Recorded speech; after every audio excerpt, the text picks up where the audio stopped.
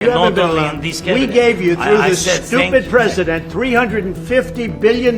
You voted We gave for you your military president. equipment. You and voted. Ukraine के राष्ट्रपति Vladimir Zelensky और अमेरिकी सदर Donald Trump के बीच हाल ही में हुई तीखी तकरार के बाद यूक्रेन को अंतर्राष्ट्रीय समुदाय से जबरदस्त समर्थन मिलता हुआ दिख रहा है। शुक्रवार को दोनों नेताओं के बीच व्हाइट हाउस में मुलाकात के दौरान तीखी बहस छिड़ गई। इस टकराव ने यूक्रेन रूस संघर्ष के संदर्भ में अमेरिका और यूरोप के बीच बढ़ते मतभेदों को उजागर कर दिया है।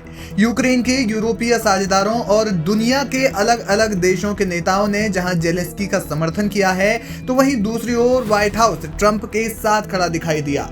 आपको बता दें कि शुक्रवार को व्हाइट हाउस के ओवल ऑफिस में हुई बैठक में ट्रंप ने जेलेंस्की पर रूस के साथ शांति वार्ता में सहयोग न करने का आरोप लगाया और कहा कि उनकी नीतियां तीसरे विश्व युद्ध को निमंत्रण दे रही हैं। जवाब में जेलेंस्की ने ट्रंप और उनके उपराष्ट्रपति जेडी वेंस की आलोचना करते हुए कहा कि रूस के राष्ट्रपति व्लादिमीर पुतिन ने पहले ही संघर्ष विराम तोड़ा है और उनकी कूटनीति पर सवाल उठाए। इस तीखी नोकझोंक के बाद जेलेंस्की ने बैठक को बीच में ही छोड़ दिया, जिसे अंतरराष्ट्रीय कूटनीति में एक असामान्य घटना माना जा रहा है।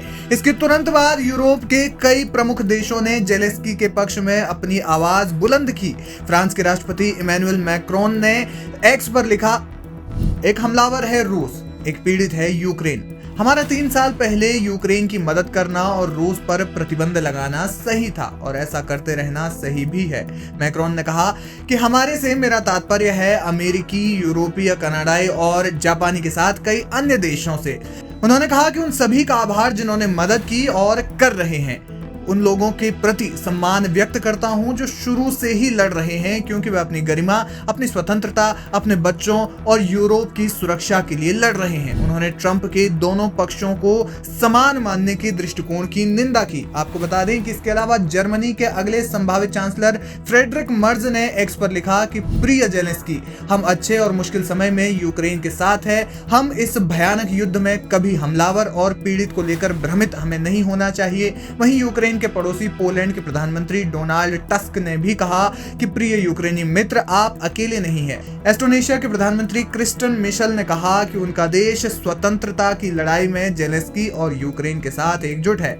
मिशेल ने कहा कि हमेशा, क्योंकि ये सही है, आसान नहीं है। इसके अलावा स्वीडन, लताविया, चेक रिपब्लिक, स्पेन, नॉर्वे समेत तमाम देश यूक्रेन के साथ नजर आए। आपको बता दें कि यूरोपीय संघ की विदेश नीति प्रमुख काजा कैलास ने कहा कि आज स्पष्ट हो गया है कि आजाद दुनिया को एक नए नेता की जरूरत है और ये जिम्मेदारी यूरोप को लेनी होगी। यूरोपीय आयोग के अध्यक्ष उर्सुला वोन डेर लेयन ने एक्स पर लिखा कि आपने जो गरिमा दिखाई उसने यूक्रेन के लोगों की बहादुरी को दर्शाया है। मजबूत, बहादुर और निडर बने रहें। प्रिय व्लादिमीर जेलेंस्की, हम न्यायपूर्ण और स्थायी शांति के लिए आपके साथ काम करते रहेंगे। इसके अलावा जॉर्जिया मेलोनी भी उनके समर्थन में आई और तमाम अन्य देश भी यूक्रेन के समर्थन में आते हुए दिख रहे हैं। यानी कि ट्रंप का एक तरफ से विरोध होता हुआ दिख रहा है। बहरहाल इस मुद्दे पर आगे क्या कुछ होगा और ये बहस अगले समय में किस ओर रुख करेगी, ये देखना बेहद दिलचस्प होगा।